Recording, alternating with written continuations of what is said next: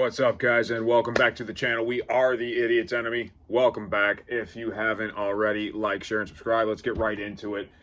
I was doing a show called Breaking the Narrative, and I think the narrative has been well and truly broken. I think we are the media now, so I think we can start a new show called A New Day. Or we don't have to call it anything. It's just a new day. So in this new day, the topic of discussion is actually a heavy one. It's the war between Russia and Ukraine. Now, I've been promising a video on this one. I wanted to do a little bit of homework before I did the video and just kind of make sure I had my facts right. So let's dive in.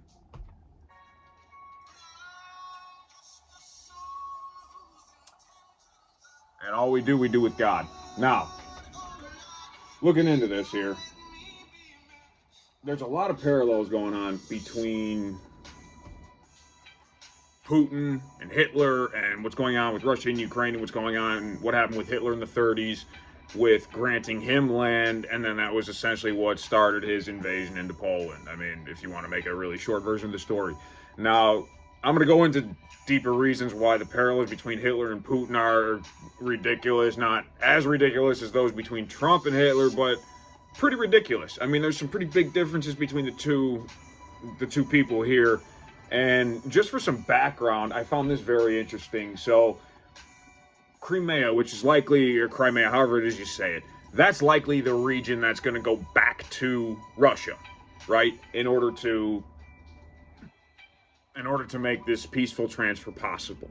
That's likely the land that they're going to get back. That's the territory that we're talking about. Now, this, since 1654, this has been a part of Ukraine, but it was given to them by Russia to the Ukrainian Soviet Socialist Republic, which that's what it was at the time. It was socialist, same as Russia was. And it was given to them as a gesture of goodwill, essentially. And it was done on the basis of cultural and economic ties between the Crimea province and the Ukrainian SSR to commemorate the 3rd anniversary of the Ukrainian Union with Russia, also known as the Soviet Union at the time. So, essentially, they gave it to him for no reason, and it was for cultural and economic reasons, which I don't claim to be a Russian economist, but from the articles that I'm reading, it seems like the Crimean people have more in common economically and culturally with Russia than they do with Crimea at this point in time. And it looks like there's been an ongoing battle, including most recently, I think in 1992, where they actually stationed an agent from the USSR in the Ukrainian SSR, and the dissolution of the USSR stopped these plans from happening. So I guess that makes sense. When you dissolve a nation, that's what happens. Plans get messed up. So they've been trying to take this land back for a long time. Now, the reason that Trump went on TV and seemingly mocked Zelensky, he wasn't mocking Zelensky, he was mocking Biden. Fact is, this war would not have happened under Trump's watch. That's the point he's making. So had Trump been elected, had the system not been corrupted, the Democrats not wanted their woke agenda to be pushed, Trump would have been in office and this war would never have taken place. That's the thing we got to look at. That's the thing we got to think about. So when you're talking about giving land to Russia to placate Putin, it's not placating Putin. You're fixing a mistake that should have never happened in the first place. And now that there's been this vast expenditure of money and human life on both sides, something has to be done. One side has to win, one side has to lose. That's how war works. So if we want the fighting to stop, if we want people to stop dying, this is what has to take place. Now, let's explore the parallels, right? Because they like to parallel everything between Hitler and now. So let's look at, I mean, even now what's happening in Germany and the UK, they're facing like 1984 type censorship, where they're getting in trouble for social media posts, even going to jail for them. And Germany especially, and then we're seeing it in the UK. I think a little bit of it is overblown propaganda, but in Germany, it's definitely happening heavily, which is ironic because Germany's always the one we're comparing to. Oh, we don't want to be 1930s Germany. I think Germany doesn't want to be 1930s Germany at this point in time, based on what they're going through. And Biden and the Democratic Party were leading us down that very same road. So personally, I'm very, very happy that Trump is in office now, that we have free speech on X, that we have free speech on all social media platforms for the most part, I get more views on TikTok than on one video than I ever have on any video on YouTube for some reason. So as much as I hate it, I'm most active on TikTok because that's where the most engagement is. And then X after that. So I don't know, but either way, I'm free to do it. And I'd probably be arrested for some of the things I'm saying, some of the things I've said in the past.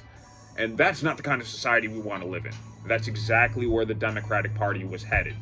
They were in favor of censorship. They were in favor of these things that we as Americans are not in favor of. So I'm very glad that most of the country is waking up to this. I hope most of you out there are woken up to this.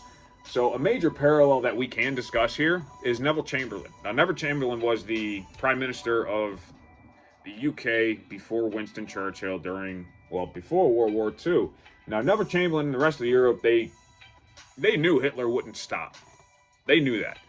But they signed a treaty anyway that granted him the land that he had conquered and basically turned a blind eye to his Nazi party's rhetoric, which was it was already anti-Semitic. It was already out there that they wanted to commit mass genocide. They wanted to eradicate the Jewish population.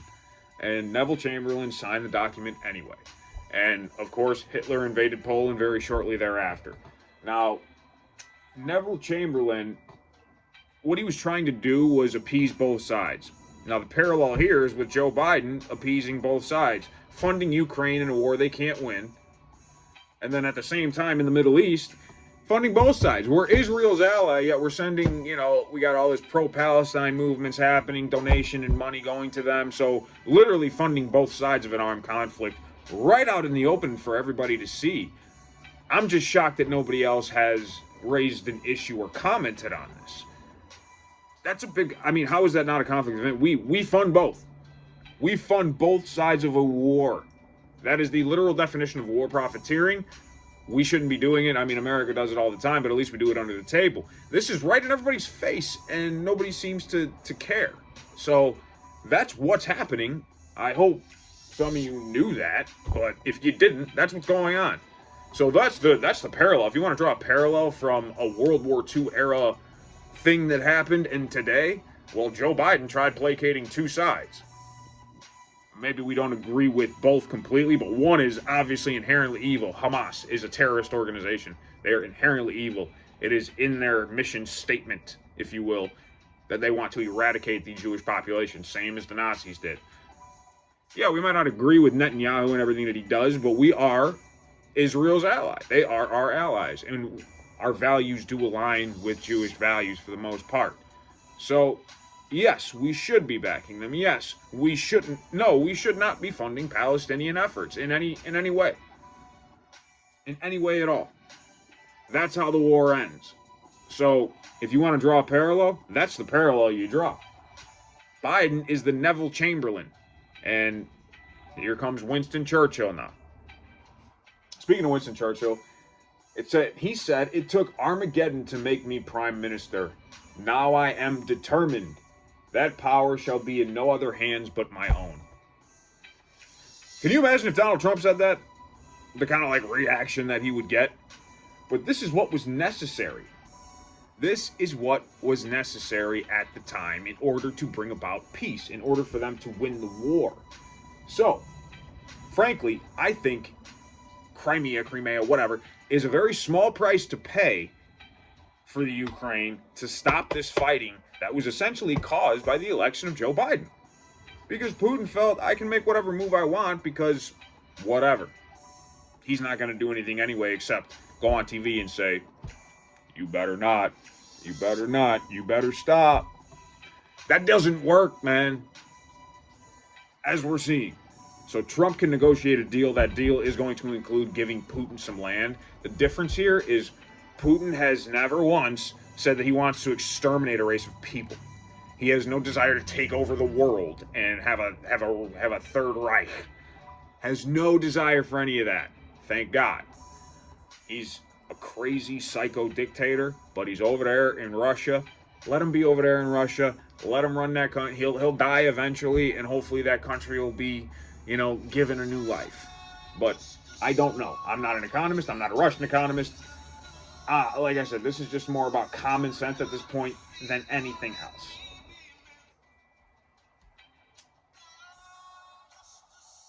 So let's see here. Humanity. Everybody talks about the humanity of it, about all the children killed, and it's terrible. It's awful to think about, and I think most of us just don't like to think about that part of it.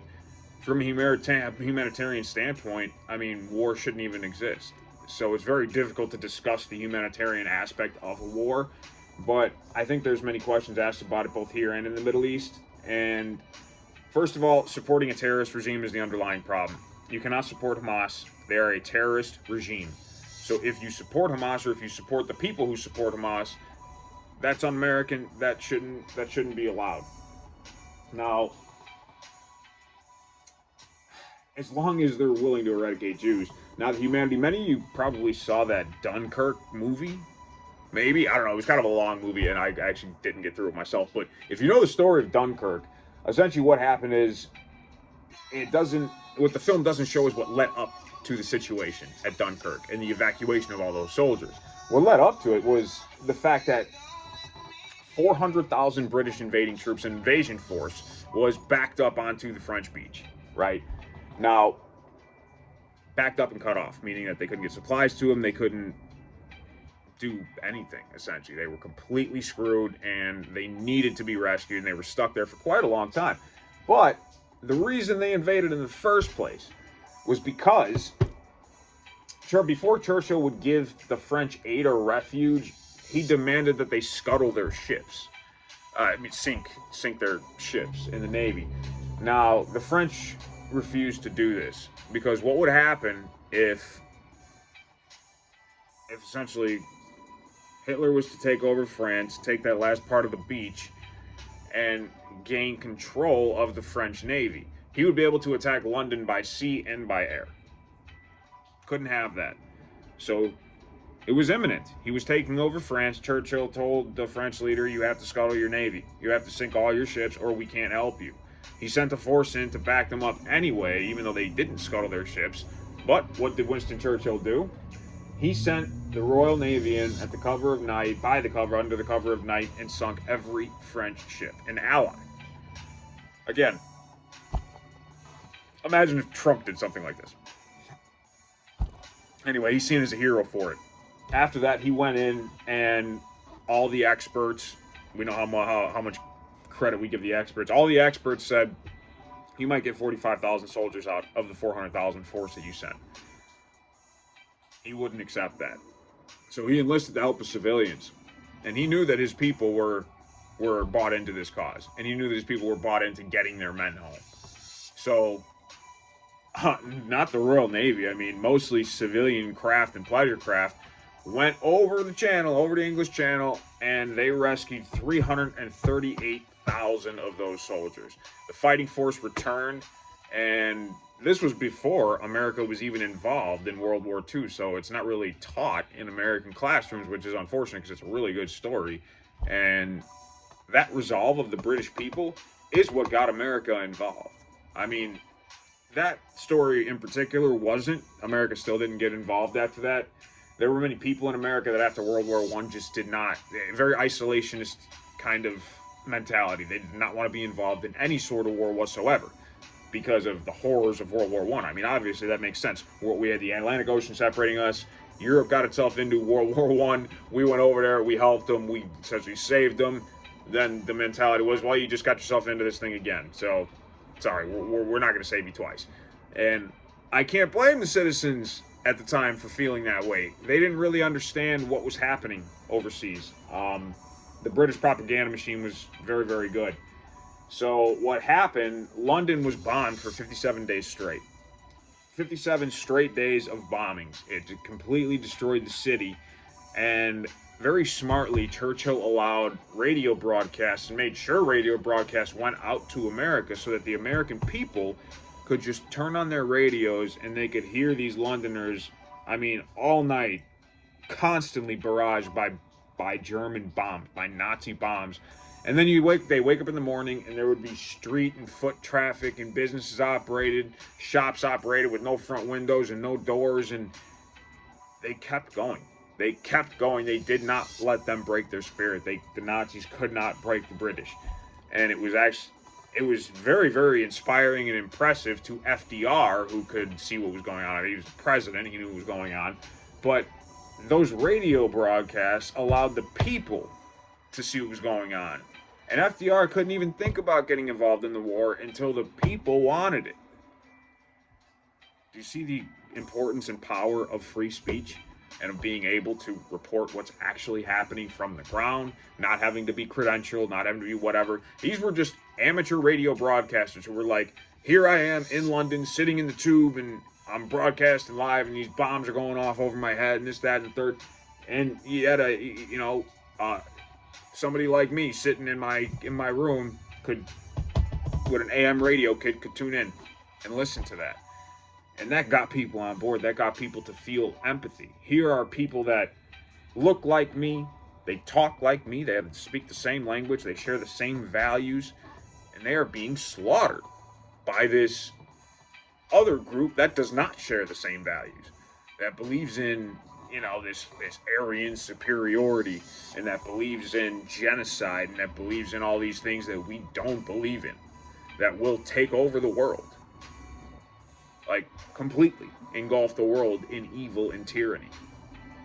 So free speech completely saved World War II because it got America involved. Without free speech and Winston Churchill allowing those radio broadcasts, which typically in wartime they're not allowed to do that, that directly got America involved. I mean, there's a lot of things that happened in between where we don't have time for a history lesson on that, but to parallel today, that's exactly what it is. It's the free speech issue. It's that they were able to communicate their desperation directly to the people of America, not just to the president or to constituents. I'm sorry, yes, directly to constituents, not just to the president, to senators, or to people in power, people with money, or even journalists. Just straight to the people, just the same way that I'm getting to you now, the same way that I get most of my news directly from people online, on YouTube, on Rumble, on all these other Patreon's another good one. So, if anything, parallels are more to Biden and what he's doing than anything else. Appeasing both sides in the Middle East, fueling more conflict. It's the same thing allowing the Ukraine to believe that they could win in an armed conflict against Russia. It was a non-starter, and Trump would have made it a negotiation. Biden made it into a war. And it shouldn't have ever started. That's why it has to end now, and that's why, unfortunately, it is going to... I mean, I get it. Russia's not going to be... or Ukraine's not going to be thrilled with the conclusion of this, but that's just what it is. And here's what we must remember when this shakes out. Trump's deal will include granting Russia back a territory that it already owned. I mean, way back in history. Historically, this is a Russian land. Okay? So, if anything, we're kind of just putting it back to normal. It was given to Ukraine for absolutely no reason. And the reason that's cited in what I read is very simply, is very simply not the case anymore. Their cultural, ethical, and economical differences, they're just not all that different anymore. So, fact of the matter is, I wish that beat was longer. I tried to do something in the background there. So, if anything, it's going to include a clause that Putin has to stop there. It's going to make sure that a World War II type situation cannot happen again. So, it's going to include, like, you absolutely must not invade other countries. That's it. We're going to give you Crimea, and that is it. You got to stop now. No more war. We don't want anybody else dying. That is going to be made very clear. And I guarantee you, if that isn't upheld, there's going to be, as Donald Trump says, hell to pay. And we really don't want to see what that looks like. Nobody wants a war. I know certainly Americans do not want a war. We don't want a shooting war. We don't want any type of war where there's going to be weaponry used and lives lost. So, we're not going to do that. And it's called a zero-sum game. Okay?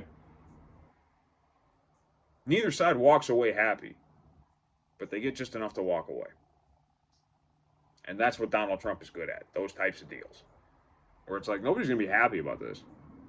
But you're going to get enough to where it makes sense to take the deal and walk away. Zero-sum game. That's what we've needed. Biden was incapable of doing that. He wants to appease everybody, be everybody's friend, and whatever else. You can't do that in these types of situations. You have to acknowledge facts and reality. Here's the fact and reality: Russia is a major nuclear power. The Ukraine, you cannot stand up to them. It was stupid that America even allowed you to think that you could. So now here we are in the aftermath of it. You're going to be allowed to keep most of your country. Crimea is going to go back to Russia as it historically was, and that's going to be the way it is. And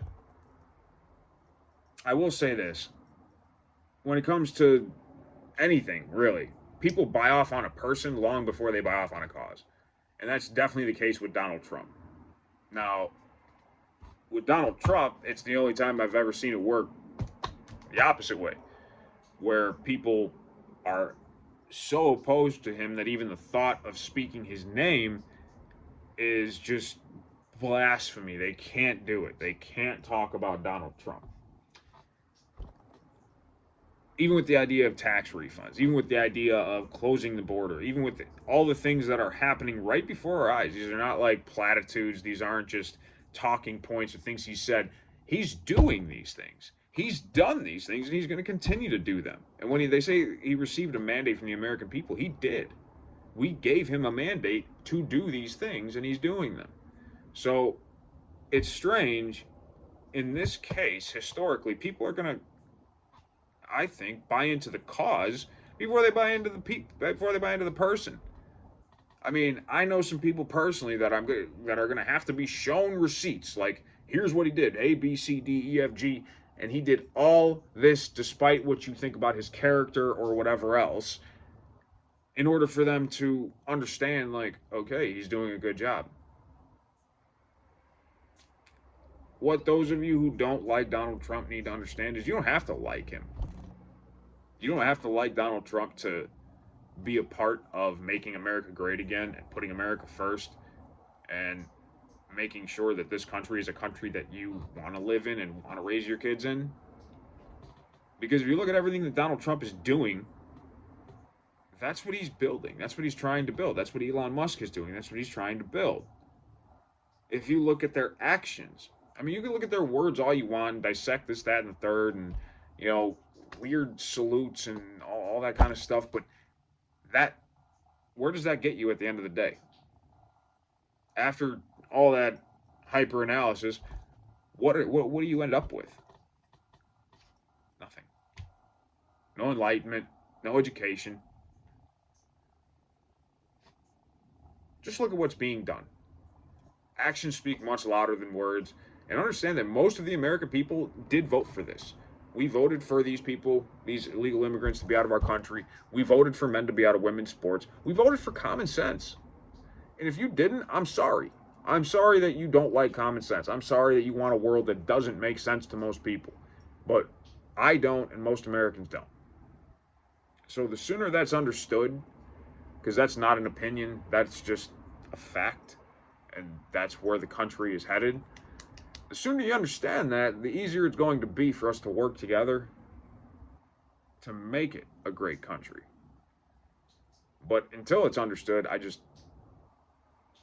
don't know. I think it's going to be very difficult. So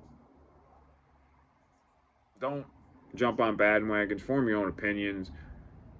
TikTok, like I said, it is great. It's a great way to get out there, but it is definitely clickbait type of stuff.